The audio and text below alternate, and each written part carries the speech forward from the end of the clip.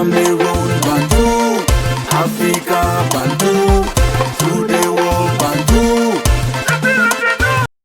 Le match Nigeria-Libye, ou si vous voulez bien, les amis, si vous voulez, Libye-Nigeria devrait se jouer mardi. Ça ne s'est pas joué donc hier, ça ne s'est pas joué parce que les Green Eagles du Nigeria ont refusé de jouer.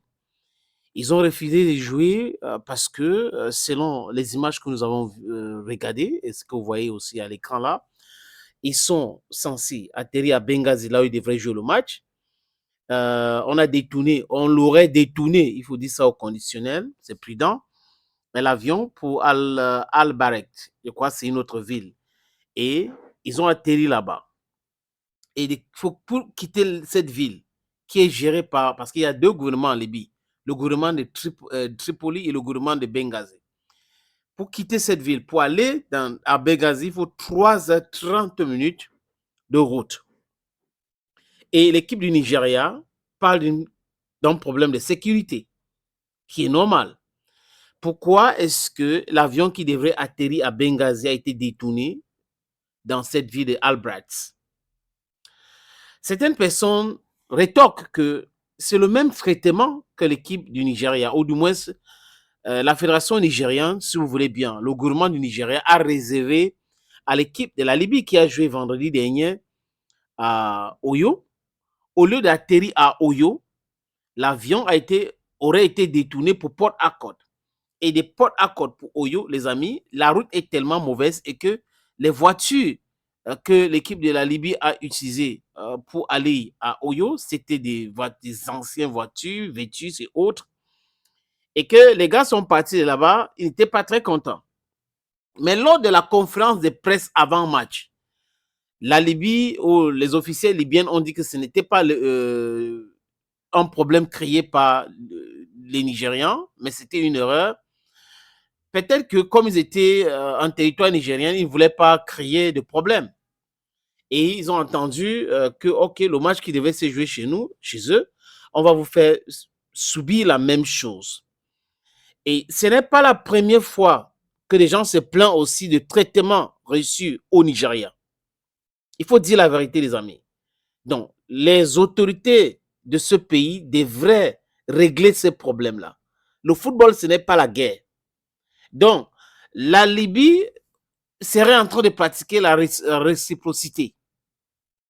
Mais les Nigériens se défendent. Les Nigérianes se défendent. Ils disent non, c'était une erreur, vraiment, vous-même, vous avez reconnu que c'était une erreur, donc arrêtez de nous accuser, manani, et autres. Voilà, on comprend. Et les Libyens, donc, qui font cela? La Fédération libyenne de football est en train de dire que ce n'est pas nous. Et ils disent même qu'ils vont porter plainte contre le Nigeria. C'est ce que la fédération dit. Et le président de la fédération libyenne de football vient de démissionner. Il dit qu'il ne va pas être un frein pour le développement de football dans son pays. Qui est donc celui-là qui a décidé de détourner un avion qui était piloté par un pilote tunisien pour Benghazi à Al-Brats? Voilà la question. Et la CAF qui entre dans le jeu maintenant pour parler d'une enquête.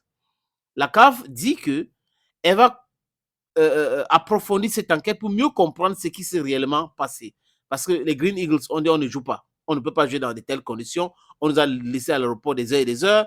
Pas d'internet, pas d'hôtel. Il n'y a rien du tout. On nous a laissé là-bas. Après, on nous dit oui, on va vous conduire d'ici pour là. Il y a un problème de sécurité. On connaît bien que la Libye, ce n'est pas sécurisé. Hein. C'est un pays, depuis la mort de Gaddafi, c'est très compliqué dans ce pays-là. Je ne sais pas pourquoi la Confédération africaine de football programme les matchs en Libye. Il fallait délocaliser tous les matchs. Délocaliser même la FIFA. Je ne sais pas comment vous pouvez dire l'Ukraine, la Russie et autres, et vous continuez à jouer des matchs en Libye. Le Cameroun a joué les matchs en Libye. On a vu le traitement que les supporters libyens ont réservé. Au Cameroun, je crois qu'il y a même des Burkinabés qui ont subi aussi la même chose de ce côté-là. Il faut annuler tous les rencontres. La Libye doit choisir un autre pays pour accueillir ces rencontres. C'est ce qu'il faut faire. Il y a l'insécurité dans ce pays. Donc la CAF va certainement sanctionner le Nigeria parce que c'est comme ça. C'est le Nigeria qui a refusé de jouer. Mais après, il faut approfondir les enquêtes pour voir ce qui s'est passé à Port Harcourt et Oyo avec les Libyens. Et aujourd'hui, ce qui s'est passé à Abrat avec l'équipe du Nigeria, les amis. Le gouvernement du Nigeria, le ministre des Affaires étrangères a appelé et on a envoyé un avion pour retourner avec les gars au Nigeria.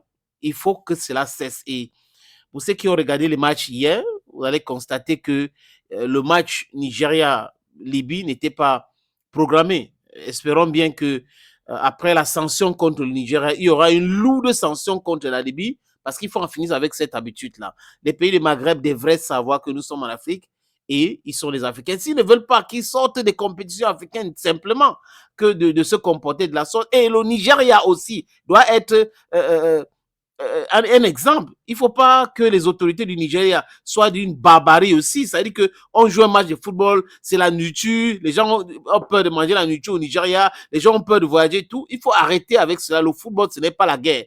Donc, les amis, moi, je pense que le Nigeria a tort pour à peu près 40% et la Libye à 60%.